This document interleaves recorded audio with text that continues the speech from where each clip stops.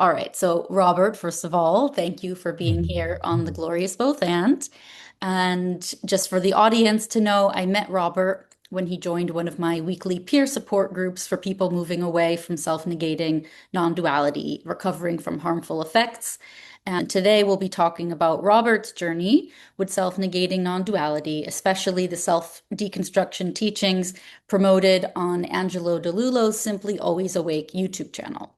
So Robert went pretty deep, ended up attending one of the retreats and had a profound moment of clarity, realizing that the path of self-abandonment wasn't actually what he truly wanted and had actually been dehumanizing and harmful in many ways. And we'll also explore his very poignant and, in my view, triumphant process of reclaiming the fullness of his humanity after this dehumanizing form of spirituality, rebuilding connections, friendship, family, and re-embracing and really rediscovering the preciousness of the self, the world of form, and relationships. And so I know it's both of our hope that our conversation will raise awareness and also bring validation and hope and courage, and I think even excitement for the future to anybody who's either feeling harmed by self-negating spirituality or simply questioning the value and health of its ideals and assumptions about reality, and maybe feeling called to re-embrace themselves and rebuild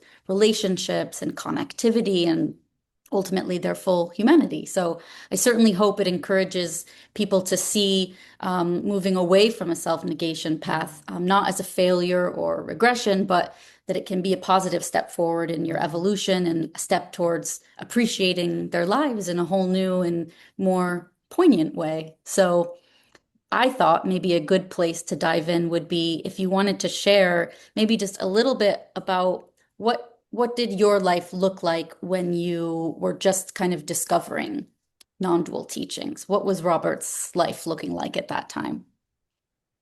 Okay, sure. Thanks, Jessica. Sure. That was amazing, actually. That summary was wow. I'm glad you liked it. Hey, yeah, yeah. That's a perfect encapsulation of this process, you know. I'm glad. So my I had a pretty normal life. Yeah, just your usual, middle age, professional stress, business, family, being a dad, Hmm. husband, all that sort of stuff. Um, Before I dove into this specific sort of thing, I had an invitation from old friends of mine to come join them in California for a get together. And there was a um, psychedelic ceremony sort of thing that I had never, I didn't know what it was, never been in touch with any of that stuff. Hmm. But these were good friends. So I say, okay, what the heck? We'll go ahead and join and see what's that about. So I went there and I had, we had some mushrooms and, Okay. some sort of tea in a guided ceremony and had the whole thing happen. And, it was nice. It kind of opened up a few doors that I had never thought about exploring. And I guess their background in that particular ceremony was sort of Mm, Buddhism got it. sort of flair. And, people were kind of relating their experience to or using Buddhist language sort Mm, of interpretations for the whatever sort of thing they experience. Never been exposed to Buddhism or anything like that either. So all these things were new to me. So yeah. I went down that path for uh a couple of years on and off. And so that I think was the gateway for me that led to I guess the algorithm Mm, in YouTube and this sort of things to start offering me things into, non-duality and so yeah. on and so forth. Yeah. Got it. So Mhm. psychedelic exploration, being introduced to kind of some of like the Eastern Enlightenment world, Yes. And yeah, I think that that tends to be a gateway for a lot of people. I did want to touch Mm, on one thing. I'm sure we'll get there either way, but at the mhm, time, I know that mhm, something that a lot of people listening might relate to is at that mhm. time, did you already had a family and kids and like Yes. like a Yeah, yeah, professional yes. career and yeah. Yeah, yeah, I did. I did. So I had all those things. This was barely just right before COVID. Uh, and span that kind of COVID couple of years. So yeah, yeah, I'm 56. So yeah, I was in my 50s already. Okay. I had all that stuff going on.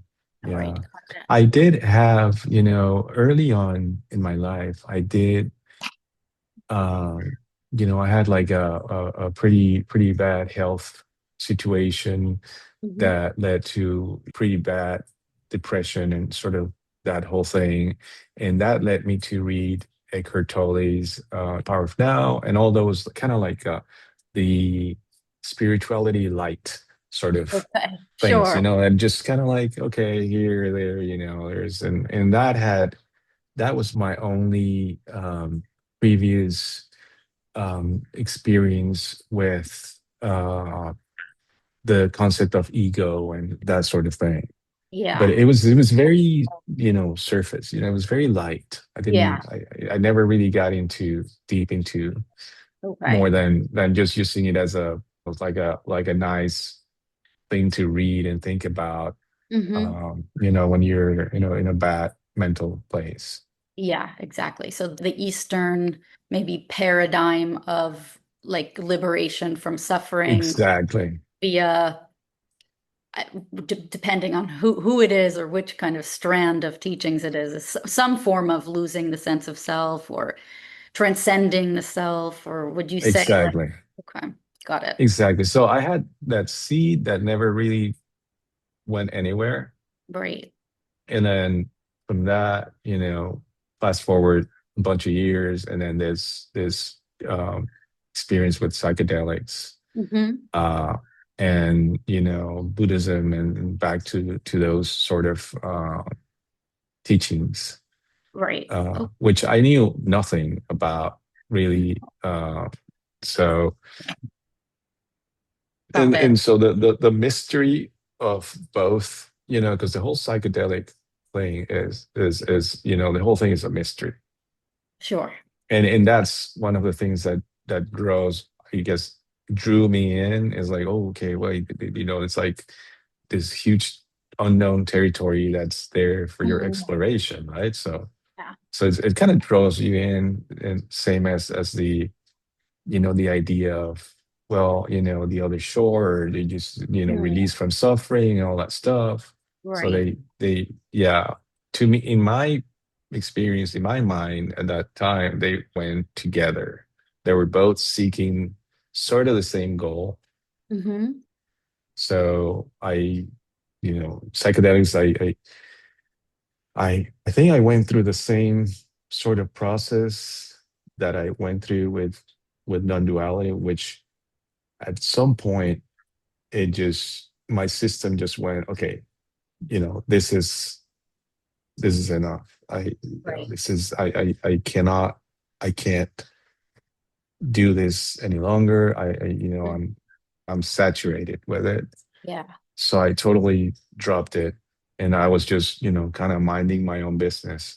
And then, Mhm. I started seeing these things in the algorithm about, different people talking about the end of suffering and release, and that sort of thing. So yeah, that's how I got Okay. there. So you started the algorithm tuned into the fact that you were exploring consciousness and that you had been, I guess, flirting with the Eastern sort of awakening Yeah. paradigms and presented you with non-dual videos. And a lot of the messaging was like targeting suffering. Like, was it also like about Yeah. discovering truth and things like that? Or was like the main Yeah. draw kind of Yeah. like, this is the ultimate way to end your suffering? Or, Well, yeah, they were, I guess, what drew me in from mostly from YouTube. Well, there were a few very charismatic people, right. uh, talking like with like authority, like they, this is actually real. Like it's crazy that you don't, how people don't know this Hmm. because this is so obvious, and so yeah, you start watching one video, then another one, and suddenly there's five people saying the same thing in sort of different ways and pointing to in the same direction. Yeah. um and yeah, they basically, I mean, they're dangling the most precious carrot ever in front of you, which is, Mhm. okay, this is what solve all your problems. This is going to, release you from your ego, which is torturing you, and so on and so forth. Right. And it's almost, how can you say no to that? You know? Yeah. Sort of like this magic bullet that's sort of just on Exactly. offer if you want it and if you listen to the teachers who claim to have Yeah. already reached that state, right? But Oh yeah. And at my age, you sort of see a lot, and you have to actually suspend your common sense for a while in hmm. order to allow these things to pass through your Sure. initial filter, right? So there's something there, that, uh, and I'll be totally honest, the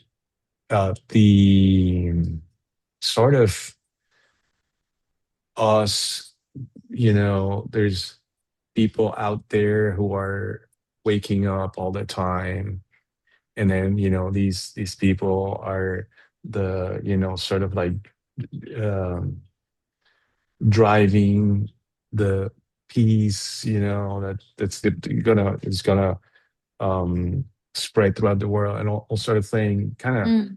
you're like, man, I want to be part of that Right. group, right? I like, no, I don't want to be part of the other, uh, commoners, who don't get it, right? Right. So Exactly. I think that's a little bit of a spice, that that makes the whole thing also, it helps you suspend that common sense Mm. because it's also attractive in that way. It's like, okay, I want to be part of Right. what's, like what other solution is there other than through this magical, uh, thing that dissolves all suffering.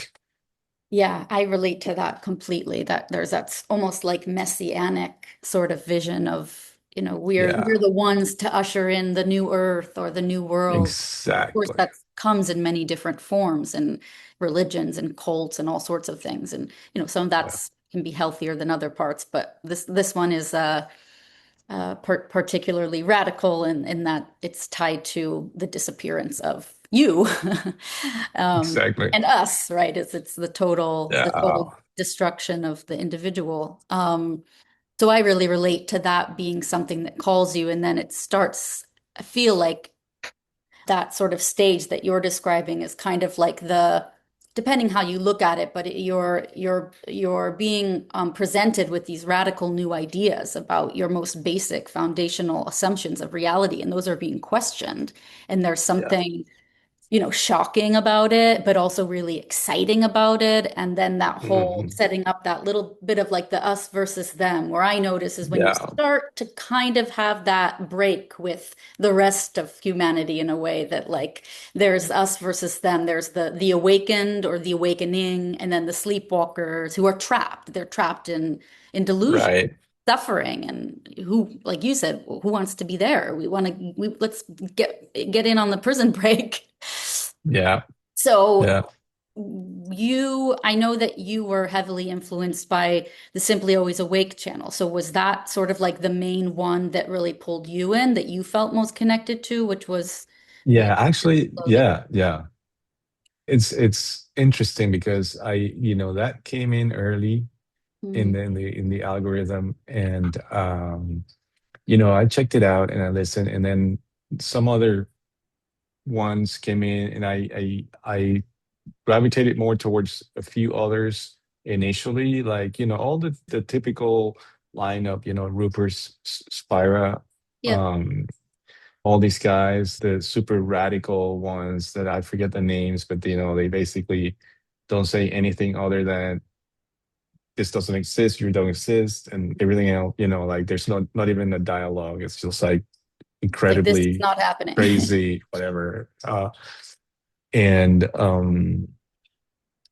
all sorts of characters. There's this, yeah, a few ladies.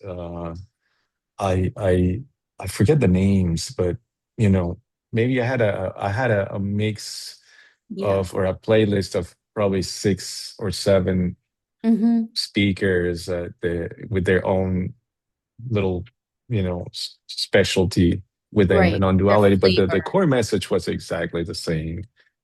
And I think when you hear the same script from various different sort of personalities, and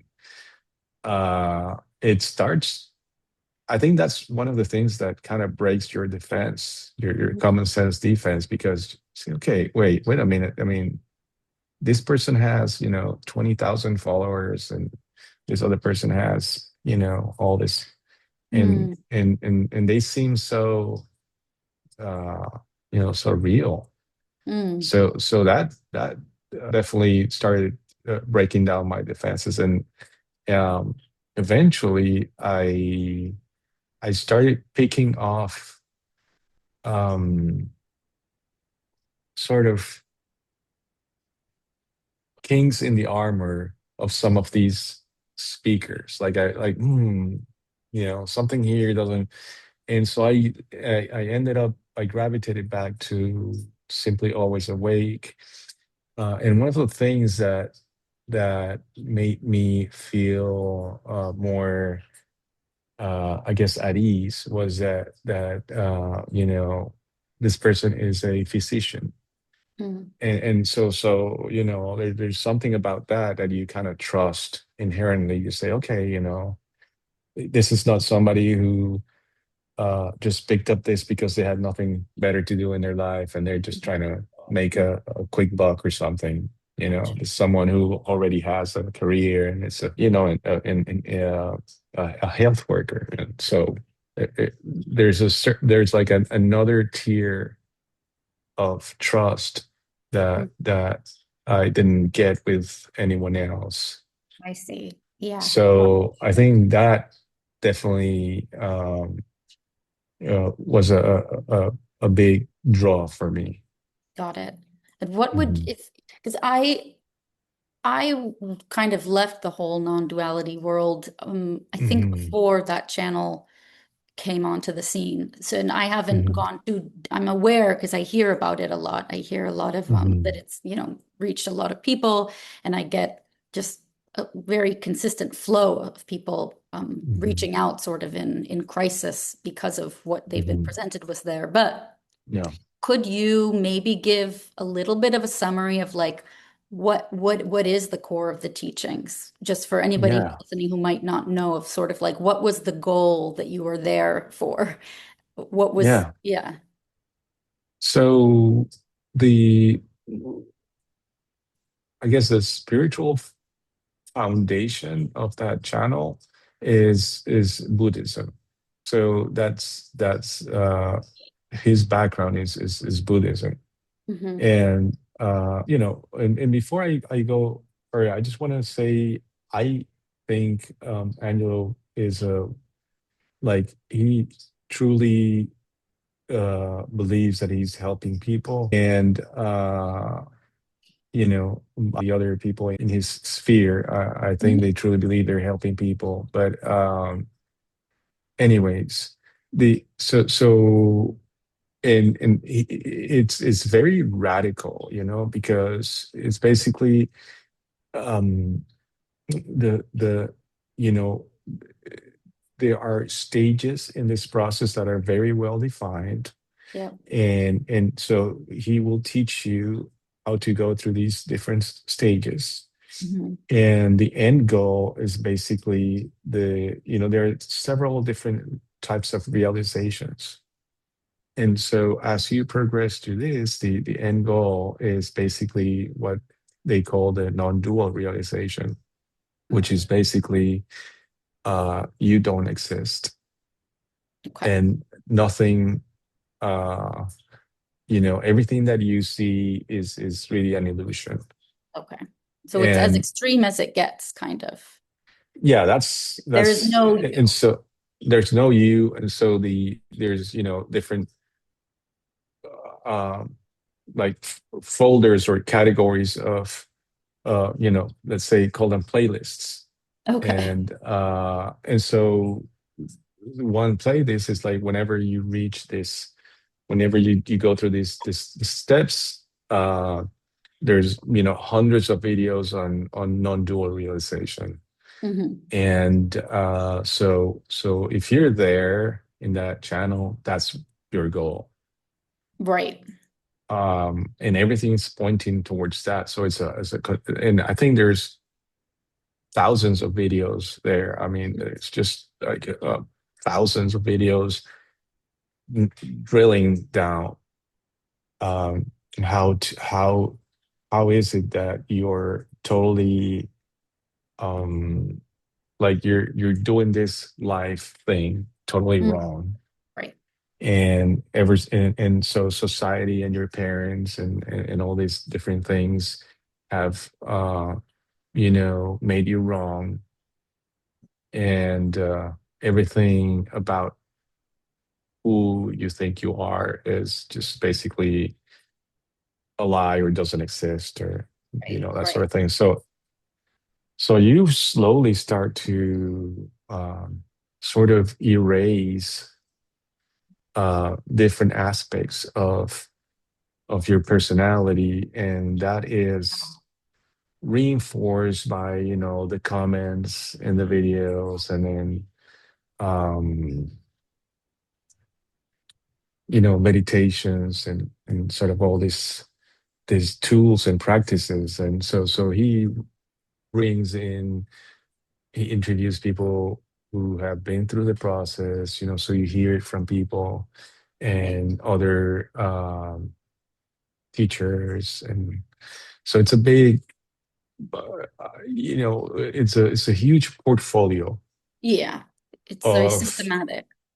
yeah, very it's a huge portfolio with very very all sorts of um guidance Mm. through the process to get you here. And so that's success for within that teaching. Okay. Success is you get to where it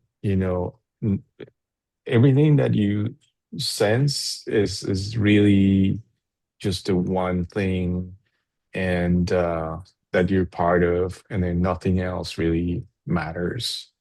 Got it. So it's really also sort of like the sort of seeing through the illusion of separateness, I would imagine It's as part of it. I think 100%. this is That's the pretty big much thing. it's just another packaging of what I also experience, Rupert Exactly. Spira, the non-dual stuff. And Yeah.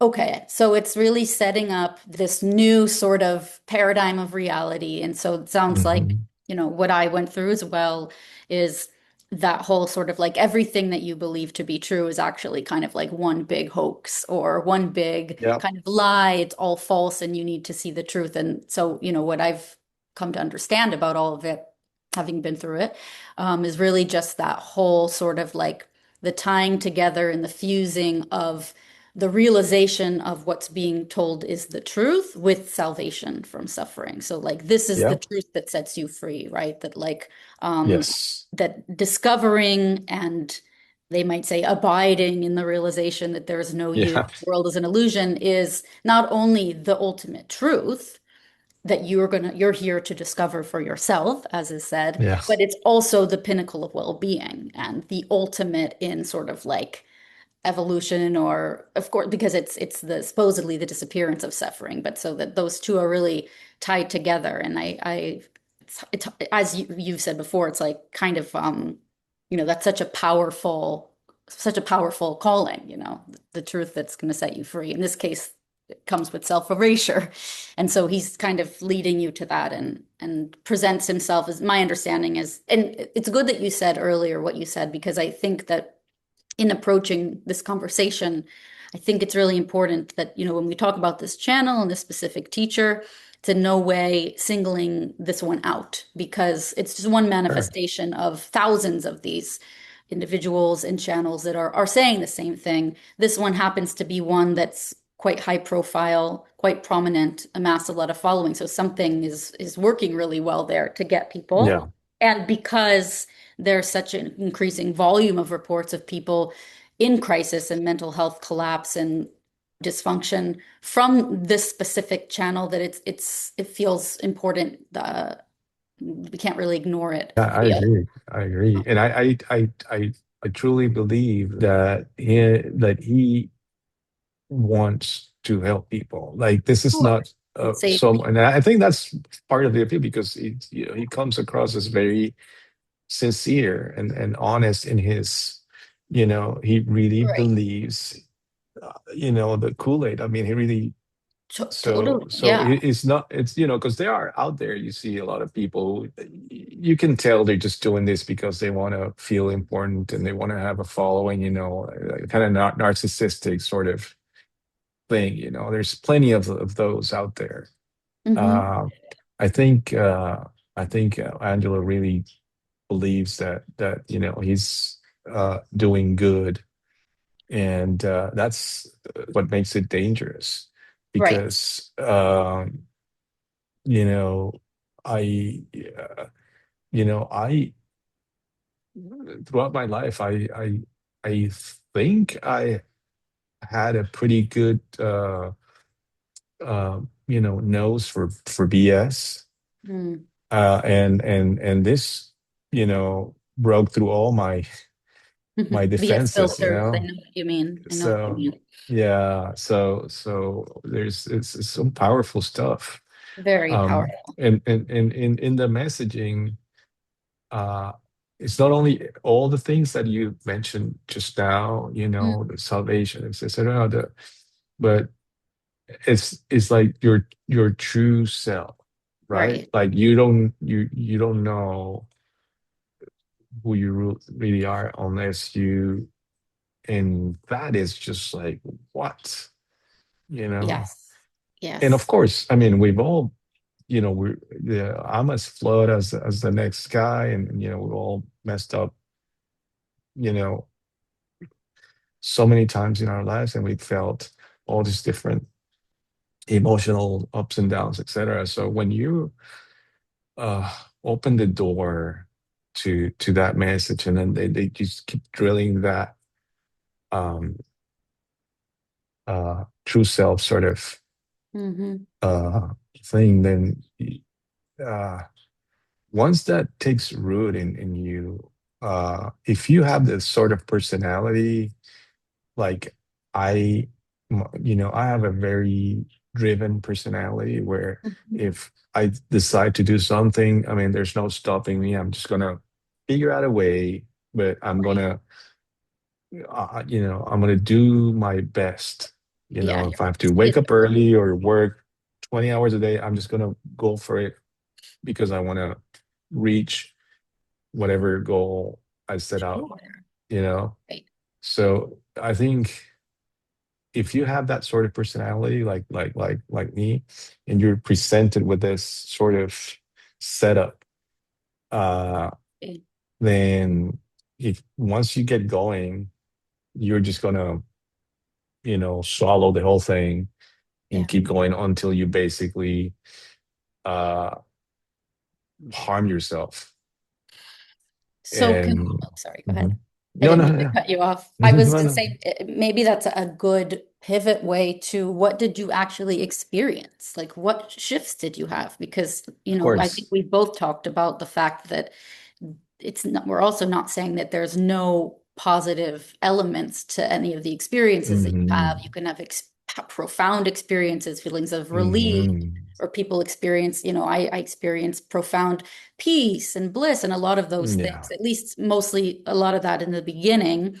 But so Wendy, maybe you could talk about what was the actual impact that you started seeing sure, as you were following these steps to the self-erasure project, if you will.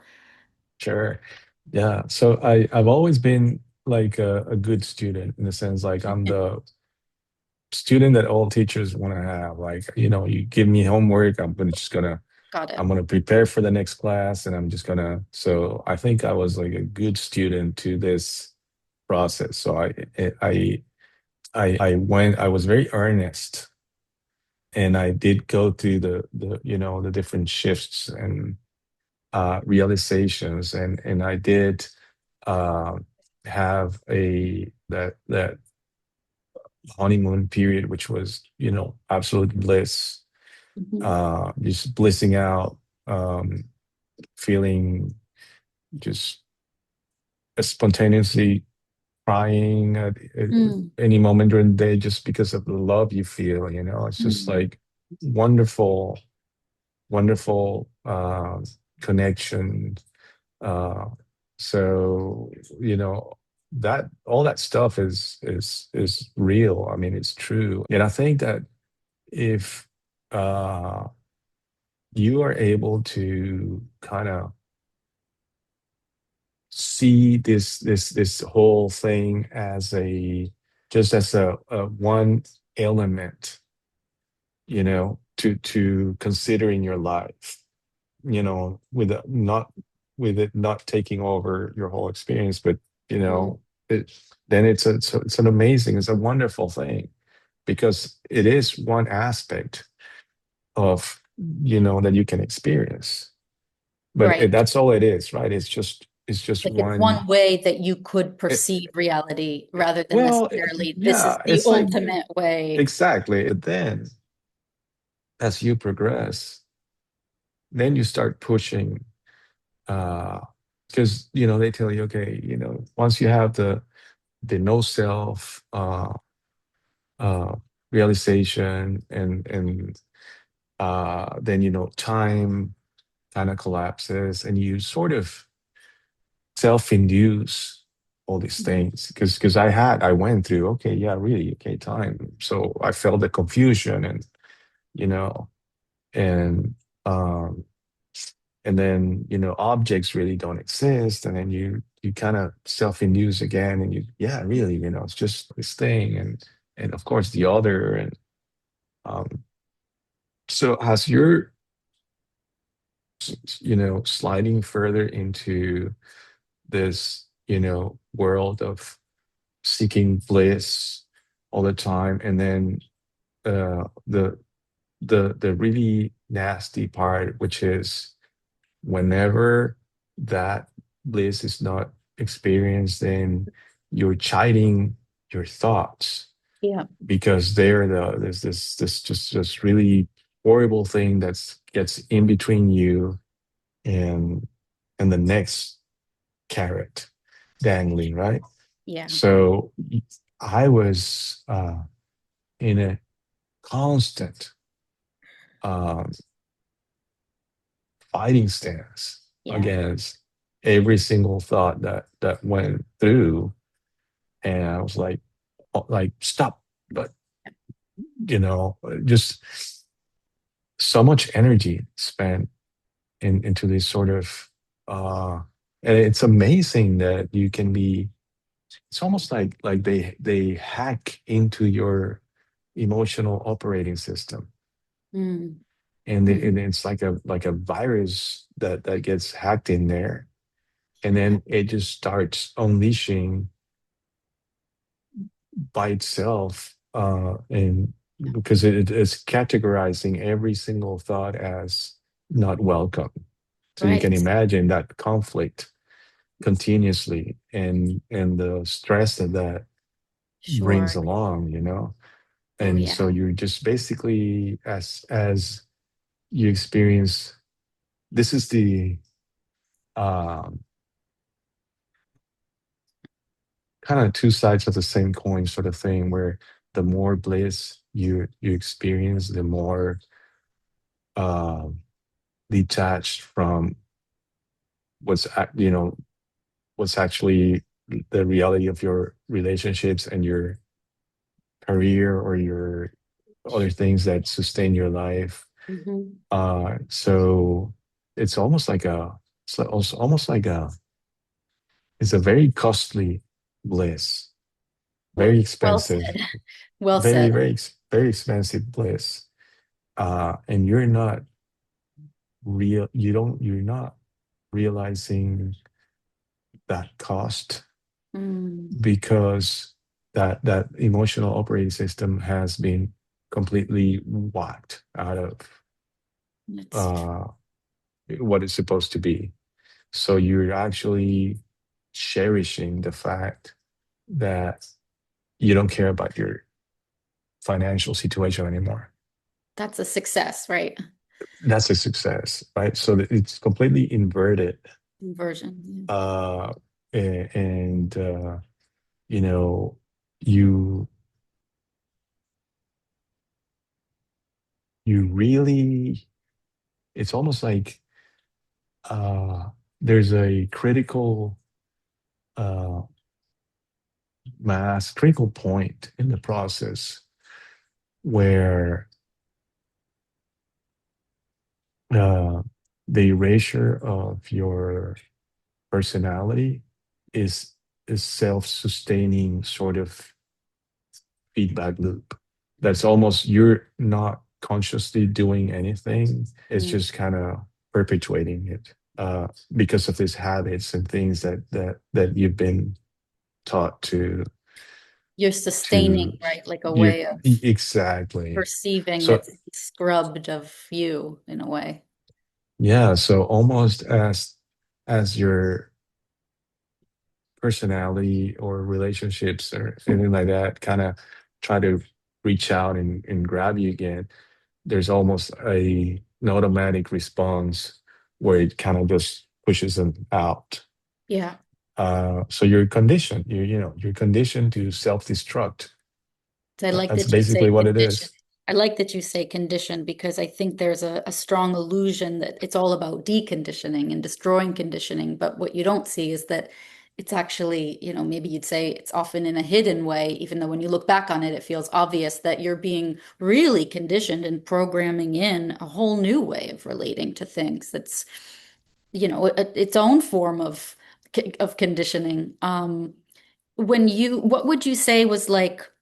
I relate to everything you're saying. It reminds me of my process. And since that you had a family and you were married and you had a career. So like changed there in the ways that you related to family and to work? And were you able to just keep up the appearances of Robert and kind of go through the Mm. motions, even though you felt like it wasn't really real? Or did it start to be sort of like, oh, I can't do this anymore? Like, what was that like? It was very conflictive. It it wasn't one thing throughout. It ebbed and flowed.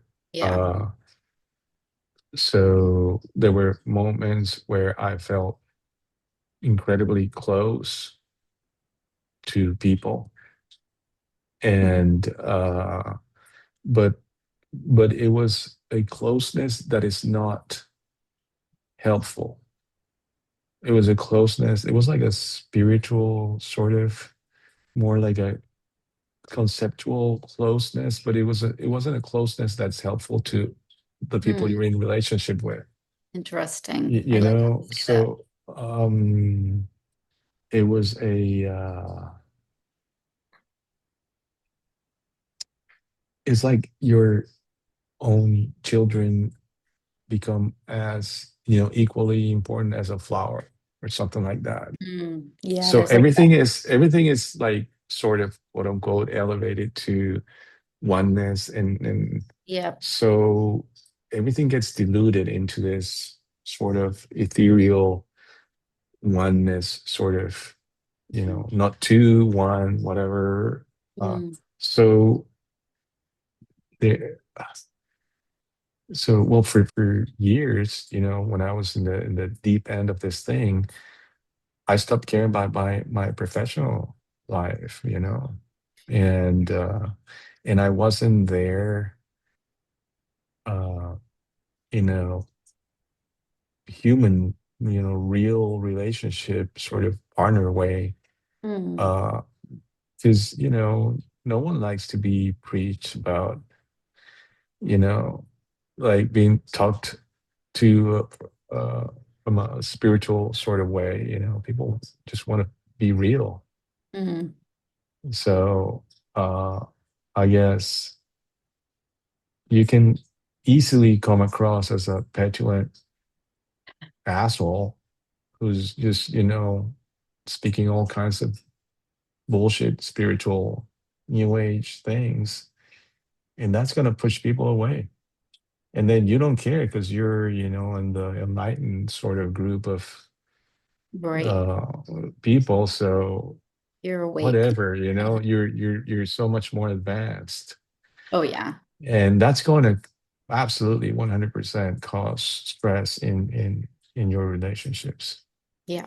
So to me, creativity, I've always been a very creative person. Creativity was totally, you know, dead. Mm, Uh, the sense of agency, like whatever, things are just gonna happen. Whatever yeah. happens, happens, the drive, Motivation. What was the that? yeah, motivation was like, you know, I was happy just gardening, just tending my garden and just Mm, being one with the bees and the flowers and that sort of thing. yeah. And everything else was kind of put on hold and limbo. Yeah. Uh, so if you do that long enough, your life is gonna be upside down really fast. And Yeah. people are going to stay away from you Right. Like it's going to have an because impact on others, 100%, especially 100%, if you have family and 100%. responsibilities So in the world. yeah, yeah. And I want to just make a caveat really quick. I'm not a psychologist. I'm not a philosopher. I don't know much about religion and I know that these psychological um, conversations, can have an impact on people. So I'm not qualified to like whatever I'm saying here is only based on my experience. I don't know, I Hmm. don't know. I am so respectful and almost fearful of giving people emotional or psychological sort of guidance because that's something that I feel is very individual Totally. Totally. and you don't know where people are at Yeah. any given point. So I'm like, I'm just a regular guy who allowed his common sense to be tamped down and then regained it Yeah. and sort of that's the way I see it in Yeah. myself. I'm not and I uh there are things from that experience like um I was angry with myself for a while, after I came out of all that experience. And that settled down. And now I see, okay, I uh, I see that it was part of a necessary growth that I had Sure. to go through. Yeah. And now it's made me what I am today, which is I think it's better That's than amazing to hear. before Yeah. it all started.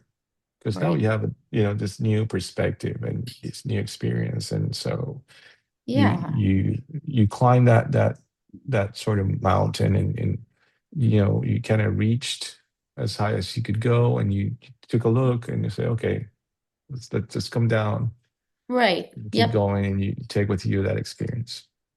So maybe we'll head to I love the way that you shared one time with me the experience that you had at the retreat.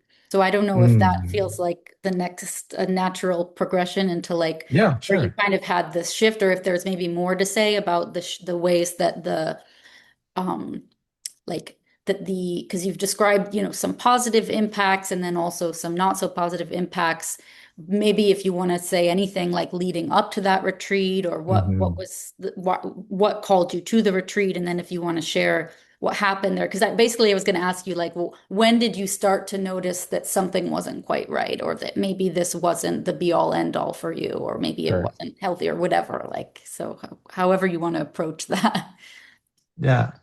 So I think in the months leading to the retreat, I started to have some doubts. And there's a lag time. So it's a few months. I don't remember, 4 or 5, 6 months between when you sign up and when the thing actually happens. And I when I signed up, um, I was in a sort of uh, time when I had doubts. I started feeling my faith in the process a little shaky. So and there's something that Angelo always,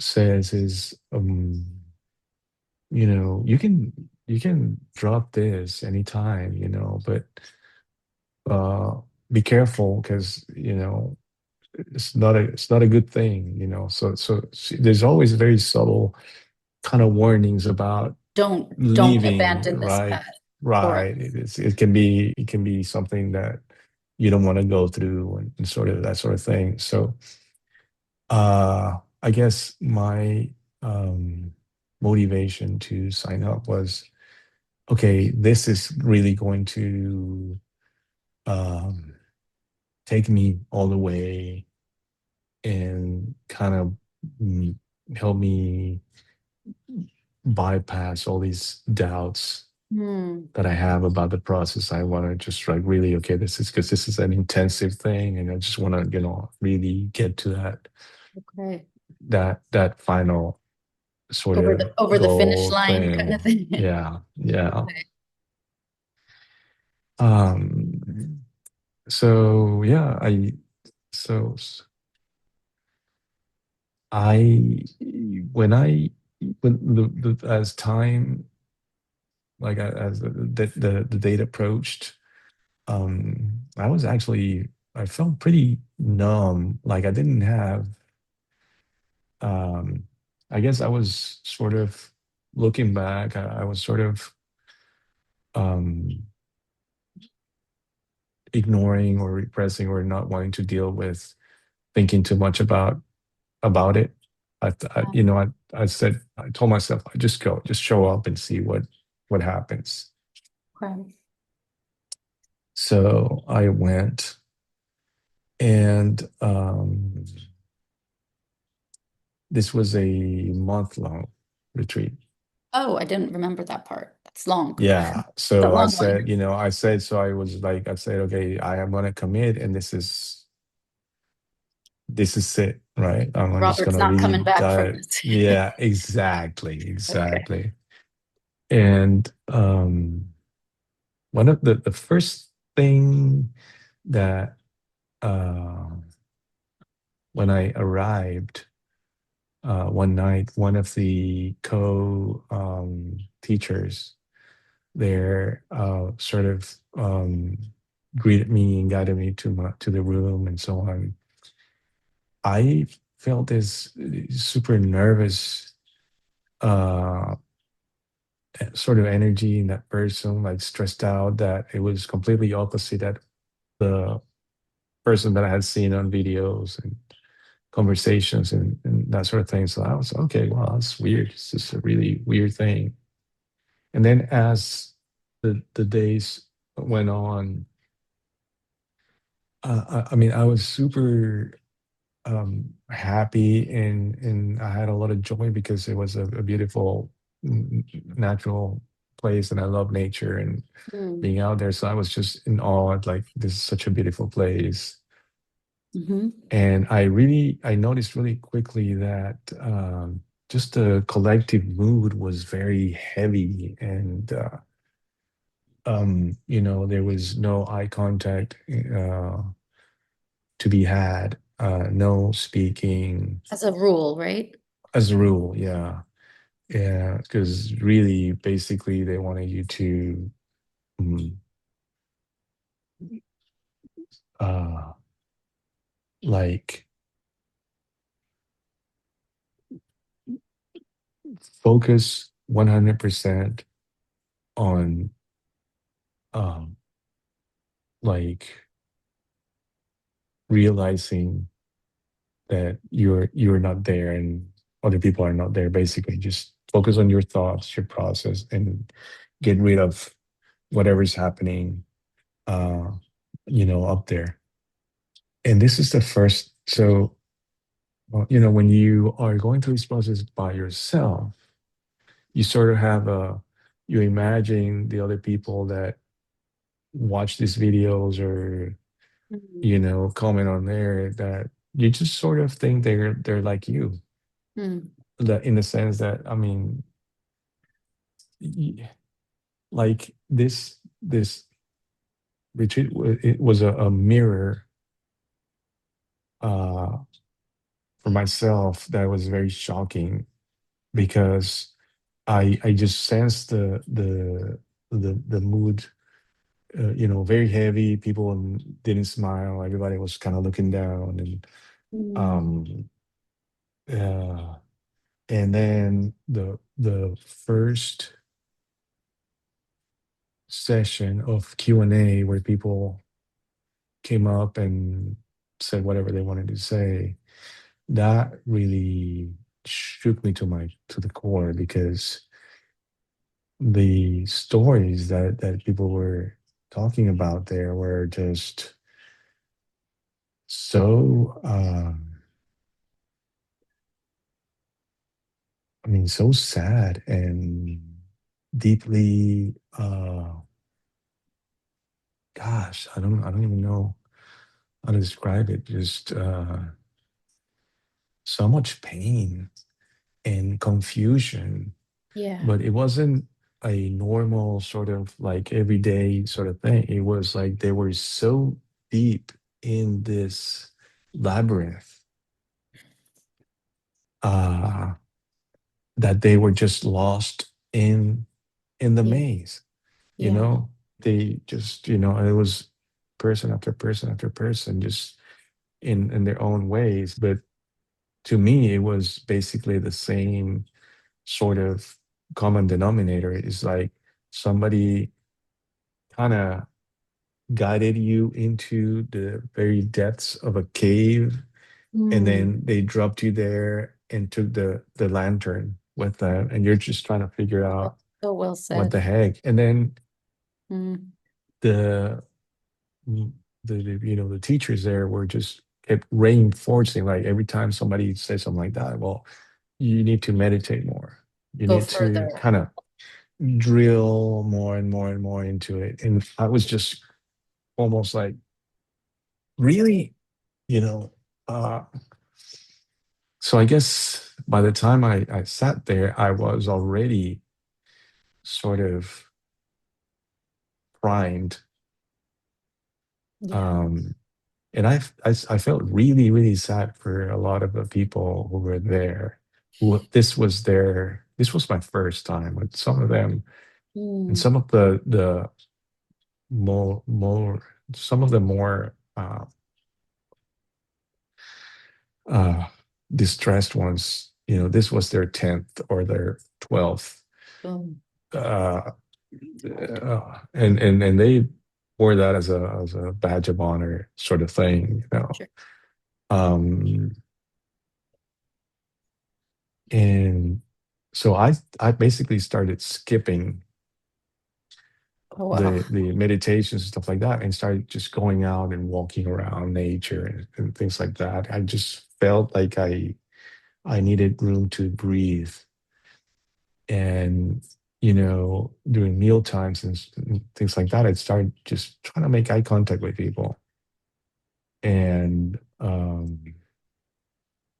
but I think it was the third night, or it was before the first week. Like during that first week, one night, I couldn't fall asleep, and my mind was racing.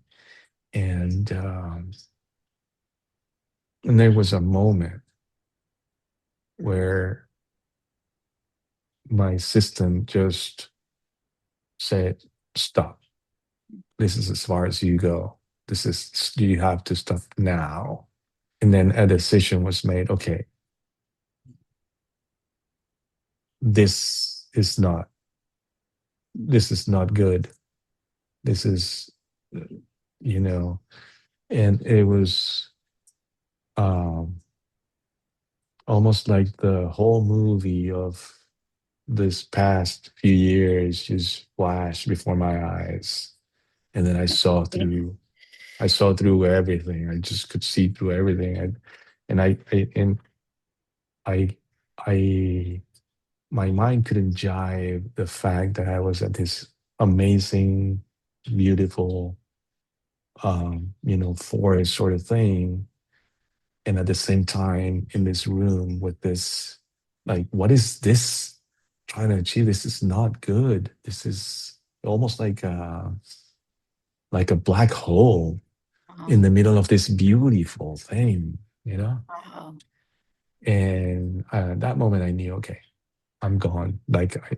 So I decided to stay a few more days, but I was checked out mentally.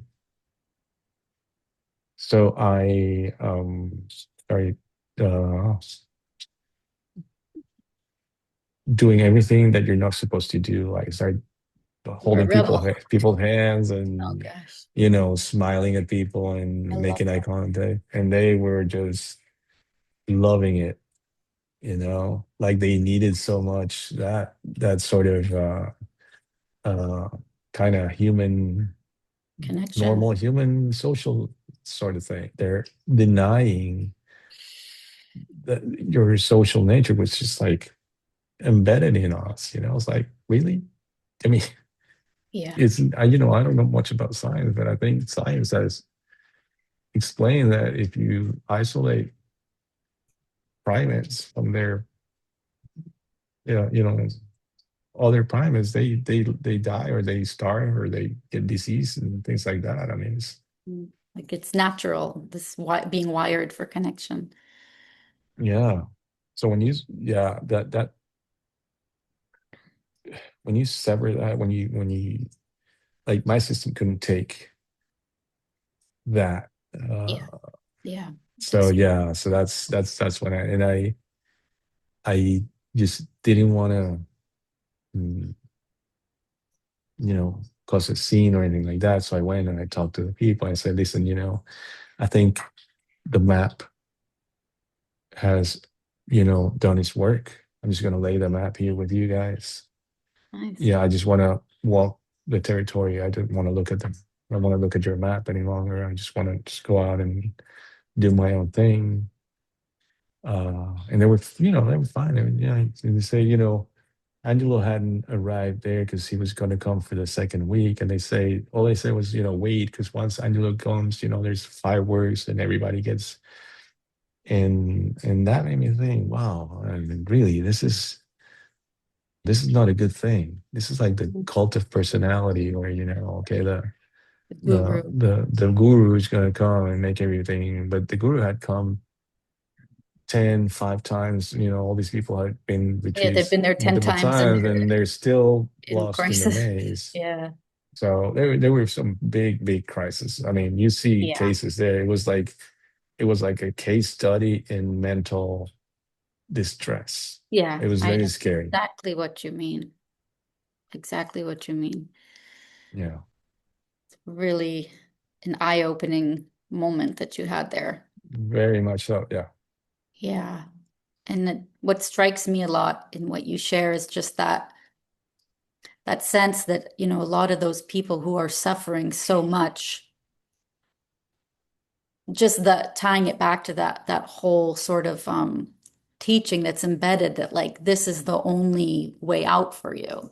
And, Yep. be careful not to do anything else now. Like this is it for you. And it's almost taking off the table anything else and then also thinking about how I mean, that in itself can be a trap because what if it isn't working and it's actually making you worse? Then you're sort of being held there or being de-incentivized to or incentivized to not try something else that could be better for you and maybe even save some people's lives. But just the way that that sometimes those teachings are not the solution. And unfortunately, I see it being painted as the only solution, where it can actually exacerbate a lot of those intense issues because what's happening is people are being so radically ungrounded and having their their connection to humanity and reality severed, and they're already in those really kind of fragile states to then rip all the ground out from under you, it can be really, really dangerous. And we see that happening with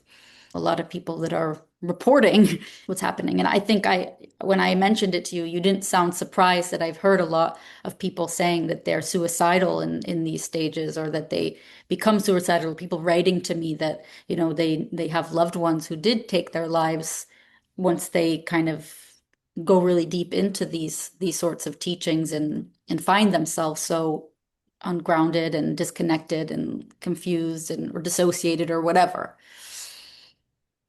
Yeah. And what's so dangerous is that they have an answer to every, because it can do no wrong, basically. The Yeah, way it's structured is basically it's infallible, right? right, That so anything that you can bring up about, they say, well, it's, yeah, there's really no flaw in this right. It's you. because nothing. Yeah, exactly. It's your ego is and so that drives people deeper and deeper uh into that cave. Yeah, And the it's also the delivery is very not only is it's charismatic, but it's also very empathic, right? It's very subtle and it's very convincing. sure, So every time your sort of your common sense tries to break through, there's always an answer sure. that's totally uh plausible from that point of view. Yep, So it makes it really hard to uh shake it off.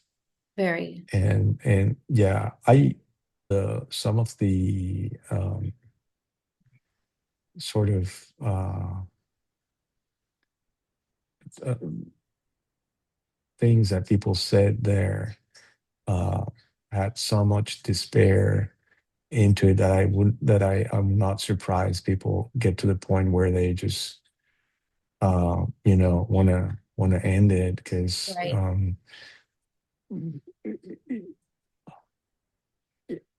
if it has reached deep enough into your emotional operating system, like you're gonna see no way out of that. right.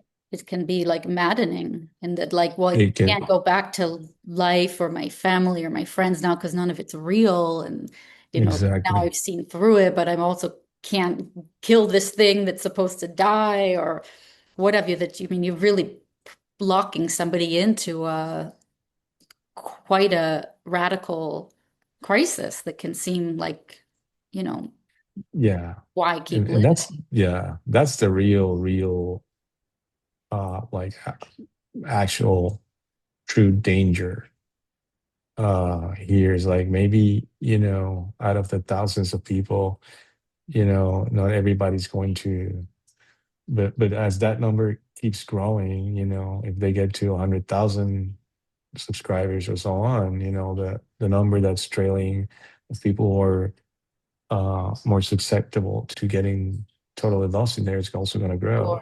Sure, sure, sure. So you're going to have a big number of people Yeah. in deep psychological despair.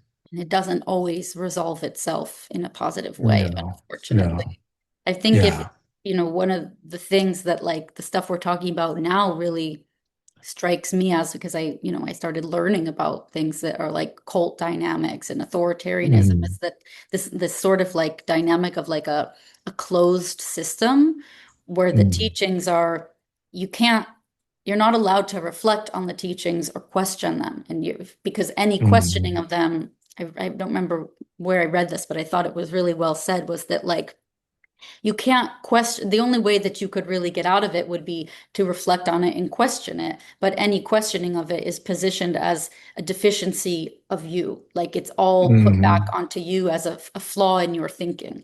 So, mm, even the tool of rationality or intellectual inquiry is basically delegitimized. So yeah. any questioning of it would just be more evidence that you're asleep or that you're lost in delusion or so as you said yourself Mm, how maddening that looping can become but I don't it's one thing to say this is a pathway for any of these teachers or communities. There's such a big difference between more of an open system that would say, this is one way of experiencing reality that has been mm, helpful for me, it reduced suffering, and has for some other people. It may be for you. You can try it, but total respect for those folks who decide they don't want this anymore because other ways of living are also valid and are also respectful. mm, And you know what? Maybe this really radically ungrounding thing is not for everyone. And that's okay mm. too, because other ways of living are also beautiful and good. And, again, so I see that's where you really get into the waters of kind of like the dogma and the cult-like stuff and the things that get really into sort of like the mental traps where you're really being told, you can't leave, or if you do, your fear is really strongly manipulated. That if I leave this, I'm betraying reality, the truth, I'm going to suffer forever, rather than it being an open doorway, or open Yeah. to reflection or other perspectives. But that's not allowed there. Or Yeah, it's I mean they may suggest it here and there, but it's a very, underhanded sort of thing where, yeah, but, be careful, yeah, that sort of totally. thing, right? So, and it's like I said, at some point you get to a critical point where it's that hack is self-fulfilling. Like if you do Very much. nothing, it's just gonna keep eroding your common sense and who you are, Yeah. until something's got to give. Yep. And because you can't really, I don't see how you can. Of course they say, there's lots of people who get there and they're fine and etc. and so on and so forth.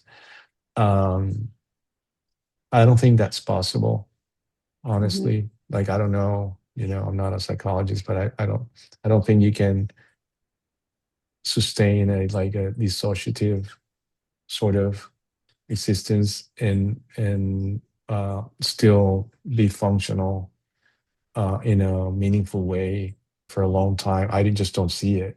Something's Right. got to give. I mean, you're going to lose something eventually. Sure. Yeah. And then there's the question of, if you could live in that state forever, would that actually be the ideal that we maybe once thought it was or that it's positioned as? Exactly, exactly. So you're just like, it's like a light. Like, if someone is, unfortunate enough to get it's like a life sentence. Basically, it's like you're a prisoner, Yeah. and they've blocked all the escape routes. So, Yeah, exactly. in the thing is that once you've been there, and then you sort of regain, um, you start regaining your sense of agency, Hmm. and your connections, real. connections with real people and so on and so forth.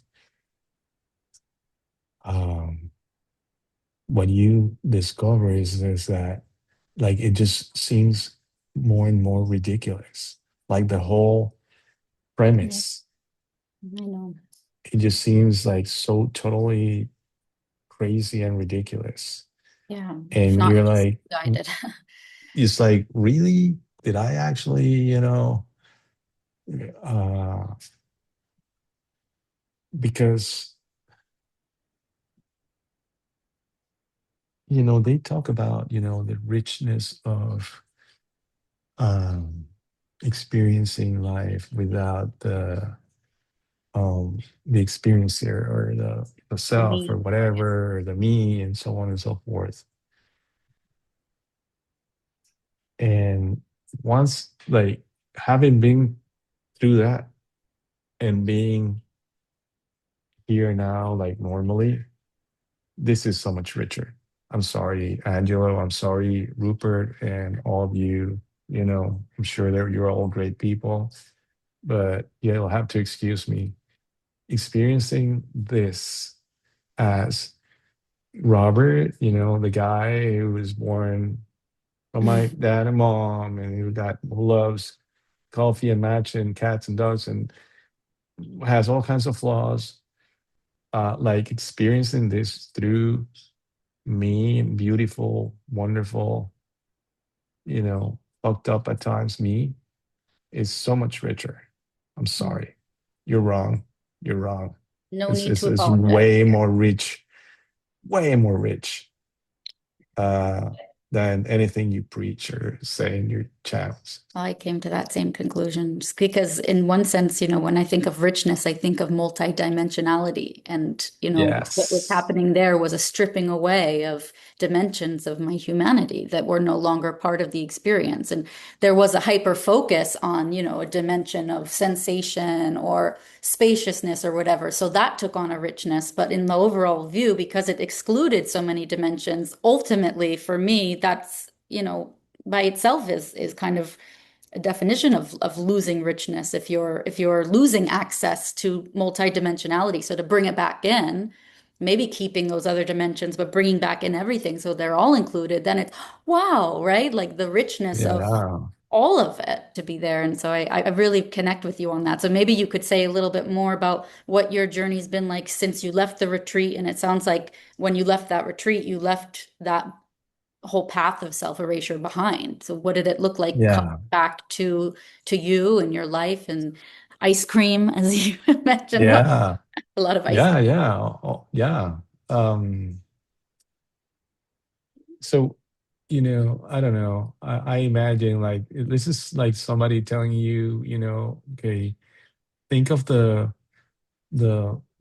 treat that you love the most, like say chocolate and it because it's so good, etc. And then they're feeding you chocolate 3 times a day continuously. Yeah, okay, it's rich, it's wonderful, but maybe I want peanut butter or something, Exactly.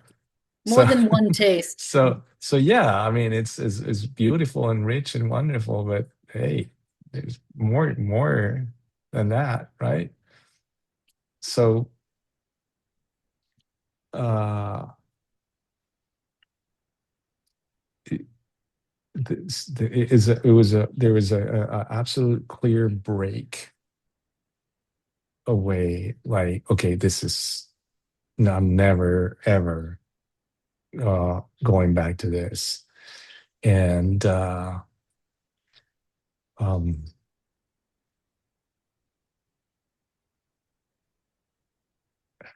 it was confusing at the beginning. Um, and there was, even though that like I was absolutely, I saw through the whole thing, uh, all the way through, I still had doubts because this Mhm. was Sure. deep, deep in there. I mean, it was so it was a process of, again, ebb and flow. It was some good times and then doubts and then, you know, uh some um, sleepless nights of what, you know, what's going to happen if, like, is this really what I need to do? So that went on for a while, but didn't take long before the richness and the reconnection uh, with with my personality and that sense of agency of taking control back. Because you have to remember, you give away your agency, like you hand it over. Yeah. There's no control of anything. You don't control anything because there's no you to control anything. That's a big, I mean, that's a huge thing Yeah. to change. And it's huge to give it away, and it's huge to gain it back, Yeah, exactly. Yeah. right? So So, when you gain that back, it's like, what, man, like this is good. This mm, is good. felt really good. Um, so just the reacquainting or um, exploring each of my relationships as me again and offering them me, like the Mm, dad or the husband or the friend or brother. It just felt it was such a beauty to connect with another human being mm, as you are, that it's like it made the whole non-dual thing so small and tiny and insignificant, you mm, know? It's like I just I don't need I don't need you. I don't need your dogma and your blah blah blah and just like this is so rich right here, like mm. just um uh having likes and dislikes and opinions, Embracing that and yeah, again. and like being free to get pissed off, and not second guess, wait, oh my God, I shouldn't, this thought is Yeah. so, so not me and so on. No, of course I want to get pissed off, I'm this or super happy or so it's so I have that to be grateful for, this kind of rabbit hole that swallowed me for a few years. And because to me,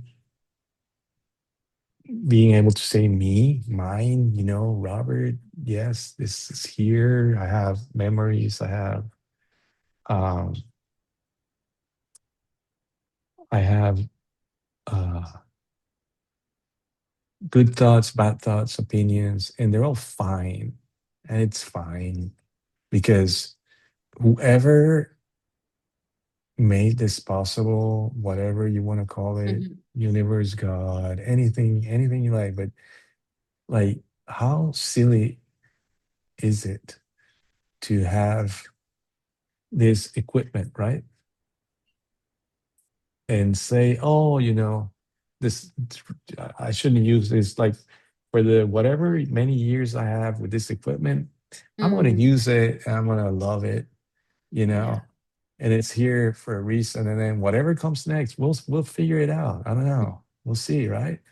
But how silly is it that we believe someone telling you that none of this exists? Then Mm, why are we here like this? mm, Right? Why do we have this hormones and this yeah. thing where you feel the skin of somebody else, and it just gives you this warmth and wonderful feeling of love and Yeah. uh, Relationship. right, like, why would be why would the big thing give you this and then say, oh, but it's not really real, it's just Yeah. this whole thing that this ability of remembering things and Mm. putting things into perspective and uh having likes and dislikes, you're capable of all that, but don't use it really because, Yeah, because it's come all on. just a curse or Yeah, come like on. no, You there know? sounds like you came to a point of like just seeing a lot of so much of the stuff that gets rejected on those negation pathways as really as gifts and as the blessings along with the curse. Like it just feels so much like this embrace of the bittersweet of like, no, this isn't, we don't need to escape all of this, but that Mhm. you've kind of immersed yourself in it in a new way. And that's what I think is one of the most beautiful things that I've seen in this journey with people that have gone through a process of, the whole dissolution path and losing their sense of self and reality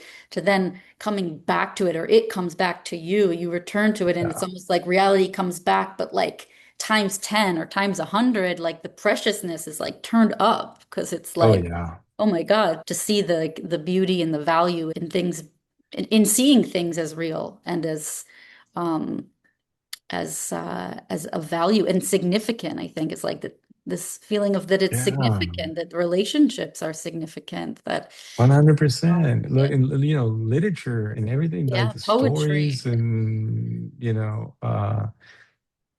just the, uh, the, like, if you have people in your life, one person, two people, whatever it is, uh, there's so much depth in, in, in that if Mm, you offer, like, if, being there as a friend to somebody, that I can't describe how wonderful and beautiful that can be. yeah. Or having someone who's offered their friendship to you is I mean, living life without that, don't do it. Mhm. Don't go down that, you know, it's it's not worth it. Like, if you're in the middle of that, uh my message to you is to uh take a break and explore Mm, your relationships, and not only what people can offer you, just what you can offer people. Like, put yourself out there and listen as a true friend. And if somebody is uh, you know angry at something, or frustrated, don't be a spiritual being, and just be there, and get frustrated with them, and be human, and listen to them in a human kind of way, and mm, offer, because they're gonna want you, the whole package. Like your friends want Jessica, the Jessica they know, like the Jessica who went through all the things you went through in childhood and early mm. adulthood and all that stuff. And that's what people love about you, and love That's what about. makes us relatable to others and be able to relate, Exactly. right? And that's what people want to that's who people want to share moments with. They want to Yeah, share moments with the Jessica that has been through all the things you've been through. They don't want a sort of holier than thou, generic, sort of ethereal right. being Just from empty the space. from the heavens, that uh it's like, so if you and I was willing to give that up. Yeah, me That's too. how deeply hacked my system was. So Same. that's a real danger. Yeah.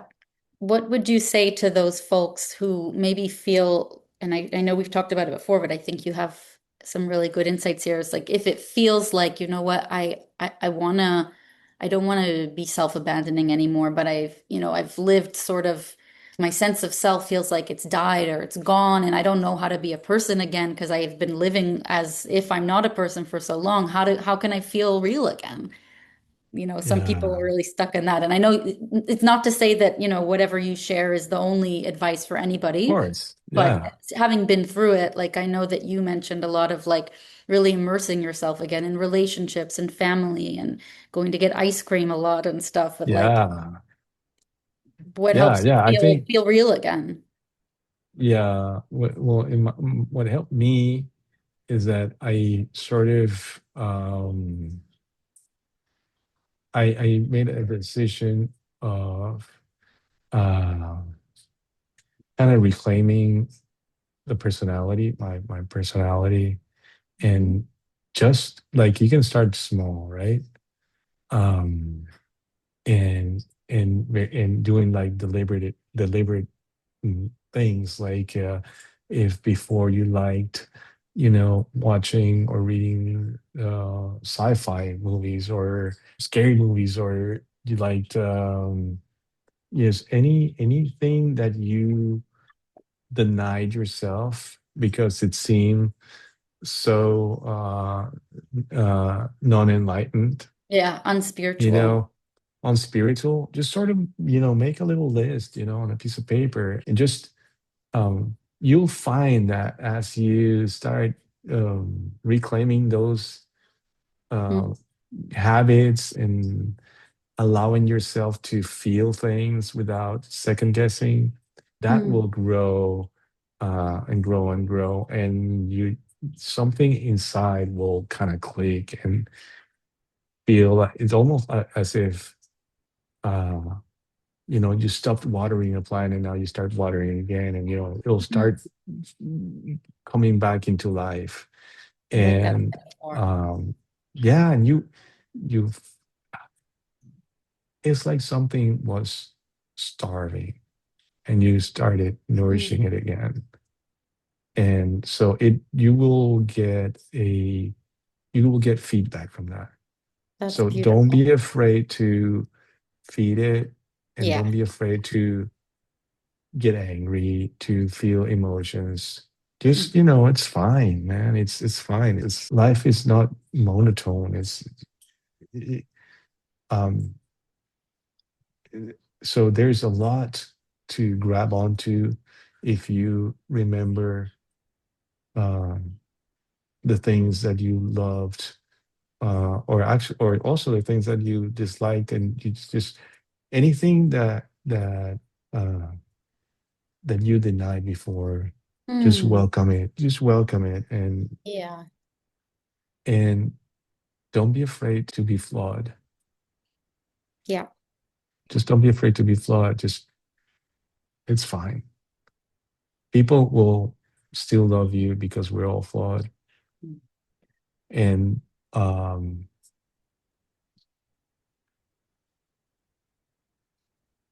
I the grace, like people will surprise you in a good way if you open up to them. Yeah. You'll be surprised Mm, how graceful and forgiving people are if you give them the chance. So if you come to people and say, "Man, I'm sorry, I was absent. I was, uh, um, I'm sure many people will welcome you back and give you their support." And so yeah, I'm really enjoying my relationships, every one of them. I'm like, and then my businesses, they started going down. Now they're like thriving again. I'm, back. working on new projects, and I'm excited, and then everybody's pumped. And I mean, everything just kind of everything was sort of stalling and kind of Mm, declining, yeah. and now everything is just like, you know all fired up, and things are looking amazing, and things are happening, and projects are getting done, and people are happy, and all sort of things, um and it's all beautiful. I'm And celebrating, yeah, celebrating that yeah, with you for sure. Yeah, yeah, It feels a yeah. lot like I don't know, the metaphor of like a garden or like a flower or a plant or something blooming feels really like kind of what you're It pointing is. to. That's like yourself may have withered because those teachings are about either ripping up the flower of you Yeah, or letting it wither and die. But it sounds like what you're pointing to is what I've also seen is that for some people it may have withered more than others, but yeah, you will bloom again and you can and your life can bloom again and it may take longer for some people than others, but it's a process of nurturing those seeds of self again and watering them and being patient yeah. too, I guess. It's probably Yes, be patient. You'll something get I've there. seen. You'll get there. I mean, yeah, there's this thing is very damaging, and you know, the whole psychological um, realm is very complex. So some Sure. people will have more complex issues than others. Yeah. Um, but that's why your work is so wonderful, and you're such a wonderful human being that you offer You support to all those people because you went through it. So see, that's it's just offering yourself to people yeah. who, and we'll all be okay. So that's why groups like yours are so amazing, because in moments of doubts you validated the common sense that was sort of trying to sprout through, and actually take root. So to me, it was like actually really powerful I'm so happy. finding your work, because that's like almost like when an aircraft is trying to take off, there's a very critical moment where you actually need the correct speed, otherwise you Yeah, kind I of see what you stall. mean. Yeah, that's So what I so yeah, it's like escape velocity, right? Yeah, that makes sense. That's what I like about the group that I do on Sundays that you've come to sometimes is that it's, Yeah, so much of it is really, I think, just validation, like I'm I not the think only so. one and, I'm not, it's not a mistake to question and it's okay Yeah, to re-embrace the self and it's possible to rebuild yourself from scratch. Um, yeah, and yeah, just to know that that there's others that are doing it with you. I think just yeah, having like because so much of what you share, especially like from that retreat, is like seeing people feeling like there's no exit, yeah, no, what do you call it, is it the off ramp if one yeah, wants it, because some people don't want an off ramp. And it's, of course, not everybody is going to come to the same conclusion that it wasn't for them, but a lot of us do. And we need an off ramp and we need other people there yeah, who are celebrating that with us as a positive step rather than like a don't come back. And so yeah, it feels like a really beautiful way to do that is just to be together with other people that have been through it and are going through the challenges of rebuilding themselves in their lives. And you've added a lot to that. And I'm hmm so super grateful to you for hmm sharing all of it with like so much vulnerability and rawness and beautiful descriptions as well. And I also hmm just feel like I always feel this soaring heart feeling of like when people kind of, return to their humanity in this more vivid, yeah, precious way after going through all of that. It just feels yes, such a testament to, I don't know, the resilience of the human spirit, if you will, yeah, to go through that and and to come back even more alive. So yeah, good to and be yeah, alive. for those listening or watching to this, you are beautiful, but not the you Mhm. non-dual you, the you real you with all Yeah, all your includes the individual you. includes everything. Yeah, That and this, just don't, yeah, everything. Yeah, everything included. I like that. everything included. Is there anything else that feels meaningful or important for you to say or share that would make this feel more rounded out or No, to thank you to, um, I will always be grateful for having found you and oh, your I'm channel and grateful. your work. You, and you make a difference. So I hope more people as do find you, you. my friend.